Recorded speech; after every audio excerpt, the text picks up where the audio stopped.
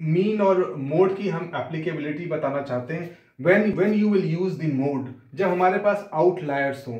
जैसे for example मैं average बच्चों की हाइट की बात कर रहा हूँ क्लास में। For example average height is like 152, 154, ऐसे ही मिलाकर के average number is 152, 153, 154, and suddenly you have a child whose height is 200 centimeters. So in that case, if we try to find out the mean in a class, then probably we will not end into a central tendency finding the right position. In that case, I will have to arrange my data into ascending and descending order, and the mid value of that will be your measure of central tendency. So when I have an outlier का मतलब एकदम से कोई चीज बहुत बड़ी हो जाना, तो उसे हम आउटलायर बोलते हैं। In that case we use median.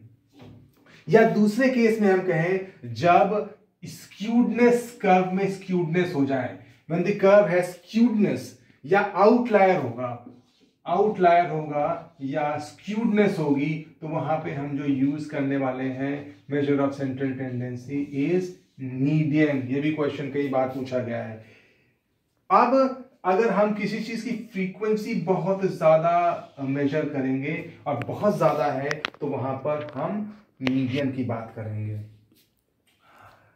अब यहां पर एक और चीज है, दूसरी बात करते हैं, एक नॉमिनल। तो अगर ऐसा क्लास में है कि एक ही हाइट के बहुत सारे बच्चे हैं, तो जहां पे हमारी फ्रीक्वेंसी बहुत ज्यादा है, तो वहां पर हम मोड इस्तेमाल करते हैं। अब दो तरीके के वेरिएबल्स होते हैं, लेकिन अभी हम यहां पर वो डिस्कस ना करके हम आप बताएंगे कि जहां पर when we have nominal data, जब नॉमिनल डेटा की बात करते हैं, this I will discuss in next lecture, nominal, ordinal and continuous. जहां पर नॉमिनल डेटा होता है वहां पर हम मोड इस्तेमाल करते हैं। जहां पर मीडियन होता है वहां पर हमारा कैसा डेटा होता है? Ordinal data.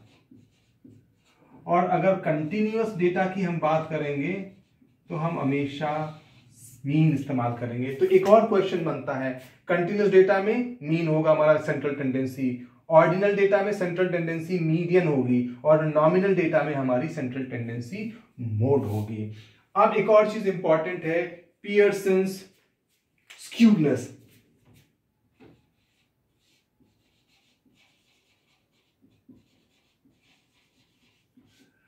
It is 3 mean minus mood.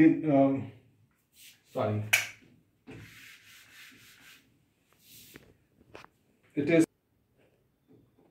is 3 mean minus median divided by standard deviation. Yes, this is Pearson's skewness, Pearson's coefficient of skewness. So this is standard deviation we already talked about.